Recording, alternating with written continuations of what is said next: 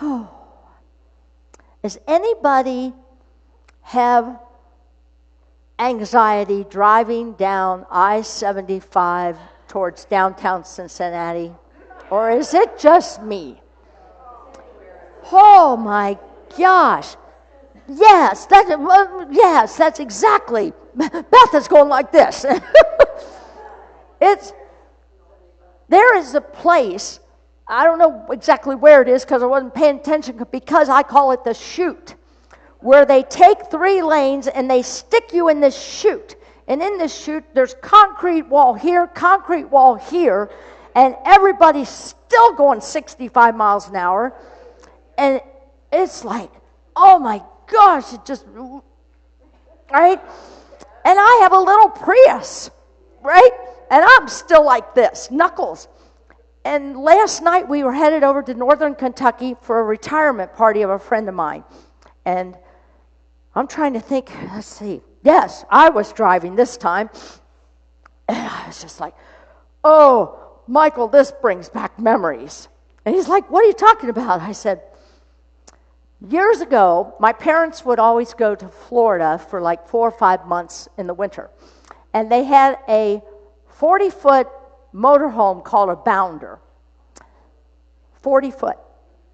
Okay, and now they're at the age where they don't feel comfortable driving it to Florida, so I'm going to drive it to Florida for them. So just imagine this. We're talking about anxiety here. So I'm driving. I'm not having any problems until there's the chute. Somewhere in Georgia, there's the chute. And you cannot stop. Now, I want you to just imagine this, okay?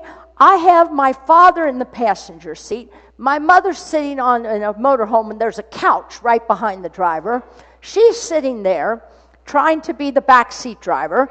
My father's got, because this is the day before cell phones and had all these apps, he's got the map out.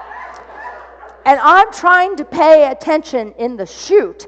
And here's Dad with the map, trying to figure out which way it goes, first of all. And Mom's in my ear going, I think you're going the wrong way. Do you think you're going the right way? Bob, don't you know how to hold a map? And all this is going on while I'm in the chute. Now, can you just imagine the anxiety level? But you can't let it get you, because you got to keep control of this 40-foot Bounder. And it just keeps on going. You want to say, everybody just shut up, right? But they're your parents. I was raised, no, you cannot say that, right? And they're just going on and on. And Dad's like, what interstate are we on? And I'm like, oh my God. Bob, don't think we're going the right way. Here we go again. I'm like, we all have anxiety at times, don't we? I look at Christy. She knows her grandma and grandpa and what they were like being with. It was a riot, but when you're in the chute, it's not so funny, right? But we all have some form of anxiety at times, don't we? I don't think there's anybody that escapes that at times in their life. I want to show you a quick example of me.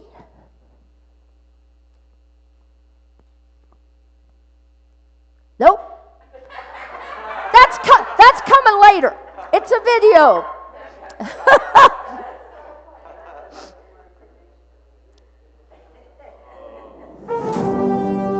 That's me. I prided myself most of my life that I was that guy. Right? And I took great pride in that. I never wear out. And let me tell you, little did I know that that was a form of anxiety. And it took a big toll on me over the years. And I don't know, I was reading something about cortisol, right? And your body uses cortisol for that fear and flight and all that.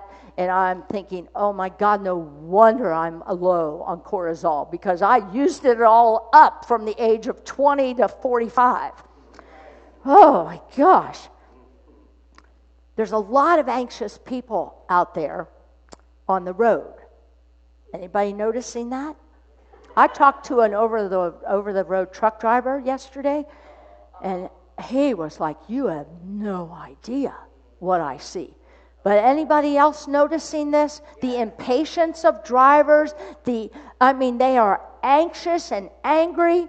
And what about in the checkout lines? Have you noticed that too? During COVID, it seemed like people were kinder. And as we moved out of this COVID pandemic, as we're moving out of it, I don't know what's happened, but people now have very little patience. And I'm thinking, oh my gosh. So now let's show that other slide that was there of you. Most of you know those two characters from what film is this? What series? Star Trek. And who is that? Dr. Spock and who? Captain Kirk. Okay. This picture, this is taken where Captain Kirk and Spock are traveling through a tunnel, and they saw some of their crew members at the end of the tunnel being tortured by the enemy. So they take off running to save their crew. So they're running through the tunnel, and Spock goes through, and Kirk gets, bam, slapped by something invisible. And he's yelling to Spock, "How did you get through?" And Spock turns around and says, "It's an anxiety screen. You must lower your anxiety in order to get through." So Kirk steps back, lowers his anxiety, and he runs on through. And I thought to myself, that's where the title came, Lower Your Anxiety Screen, because when I read this about Star Trek and that scene, it was like, man, don't we all need to lower our anxiety screen? And we wonder why we're not moving through life more smoothly. Why there seems to be more bumps in the road. No pun intended. There were some bumps on that Bounder ride. You know, what if it were only that easy, right? What if it were that easy? What if it were that easy to step back, lower your anxiety screen? You know, David Hawkins is famous for writing Power versus Force book, but he also more recently wrote a book called Letting Go. And in that Letting Go, he has a big chapter about anxiety and fear, and he says that anxiety is basically ego, the part of ego that wants us to believe that we are separate. Okay? Ego, I learned this in 12th step. Ego, edging God out. Okay? Keeping us separate. It wants us to stay separate. And you can call that God, source, divine mind. That ego is the driver of anxiety. Think about when you're feeling anxious and what's really going on there. If you totally, really knew that you were in oneness, would you be as anxious? Spock did not have those feelings. Remember? He didn't have the feelings. So it was easy for him to go through an anxiety screen. But Kirk, on the other hand, was of the human species, and he had all kinds of emotions. And of course, when he saw his crew, did he get anxious? Of course he got anxious. So Hawkins, there's a whole chapter on this, but he says when we are anxious, we must remind ourselves, I am safe. I am safe. I am safe from my past. The past is over. What if you said that to yourself? I am safe. The past is over. I am safe from my past. There's another slide here, please. Slow breathing is like an anchor in the midst of an emotional storm. The anchor won't make the storm go away, but it will hold you steady until it passes. When I was driving that bounder, I had to do that. I had to breathe my way through it. Meanwhile, the storm was going on over here in the passenger seat with the map. The storm was in the back here trying to feed me information, and I had to stay calm. I had to breathe so that I could be the anchor to keep us safe on that ride. I don't know how time goes so fast. You know, Hawkins has really got a good representation of this. And he talks about when you are starting to feel anxious, to notice what you're noticing. You know, you hear that a lot in my talks. It's a big statement. Notice what you're noticing. When you start to notice what is going on, he uses an example of cookies. He says, so you're anxious about, I can't quit eating cookies. I want to lose weight, but I love my cookies. And he uses this example and he says, okay, so I eat 65 cookies a day. He really uses that number, 65 cookies a day. And so today I ate 65 cookies. And what do we do when we're trying to lose weight, and we've all done this, and we eat a piece of pie? Or we choose that extra roll with our dinner, then how do you feel afterwards? Guilty. Bingo, ego just stepped in. That's what he's trying to get us to realize how quick ego will jump in and shame you, have you feel guilty, and then what happens? Does the diet succeed or fail? Fails every time, because we enter the next day full of shame or guilt. And he said, if you just notice, I ate 65 cookies today. Today I ate 38 cookies. Today I ate 54 cookies. Notice what you're noticing, and when the feeling of guilt and shame start to jump in, because they will, what do we say to ourselves? Oh, God, I thought I was going to do good, and now I went backwards on my diet, right? Stop, because you're setting it up for failure. And what he's saying is let go of the anxiousness. The only way you're going to do that is to quit blaming and shaming yourself. Next day, 25 cookies.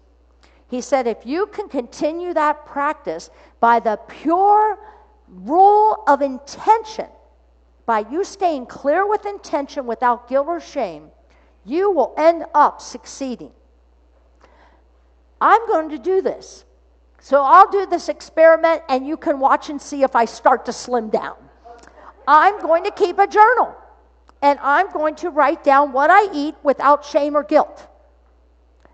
That's not going to be easy. Tomorrow I'm going to write down what I eat without shame or guilt. It's not going to be easy. I want to see how this works. But he's saying that in such a simple way. Now think about on the big scope of things and how quickly we judge and blame and shame not only us, we blame the person in the checkout line who's so mad, or the driver who just zoomed 90 miles an hour on 75 to get one car ahead of me.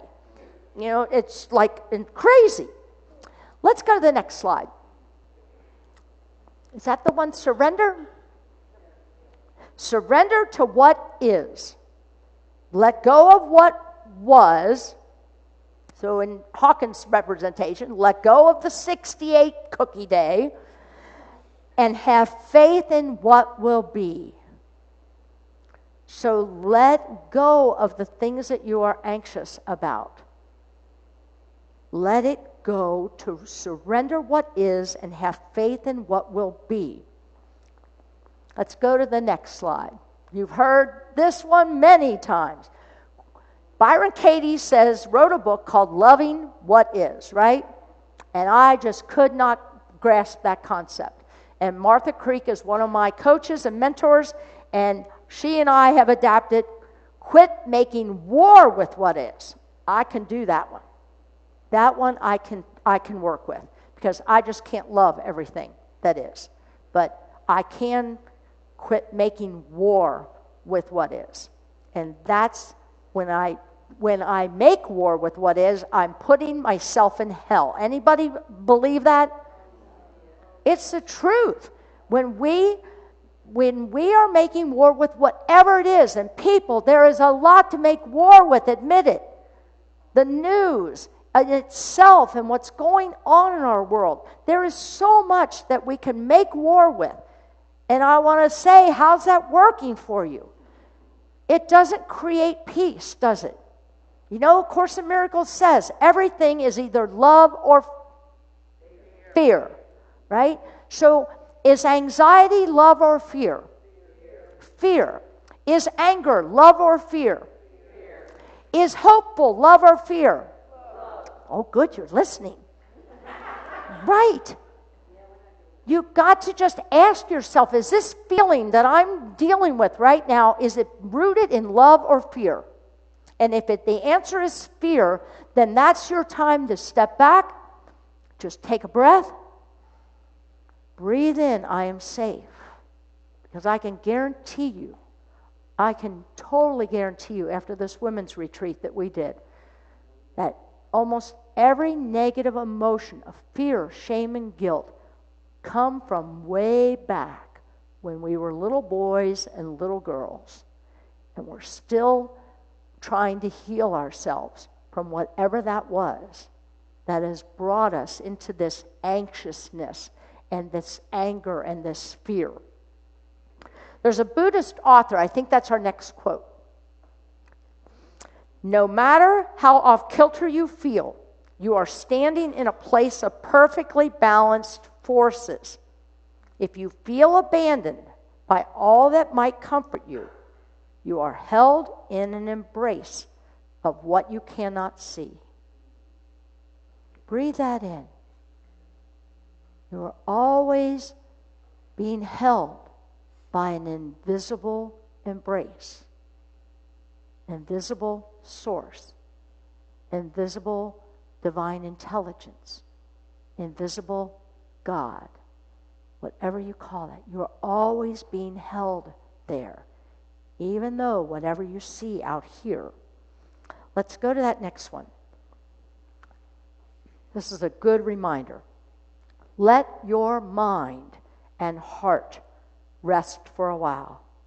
You will catch up. The world won't stop spinning for you, but you will catch up. Take a rest.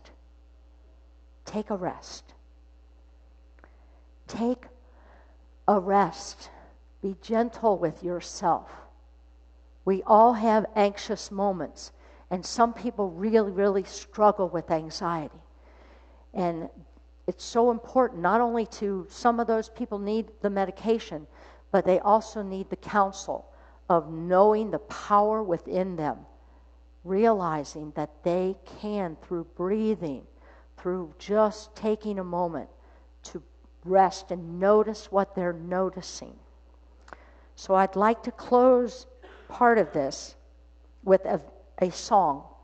And this is my message to you, but I also believe it's God's message to all of us.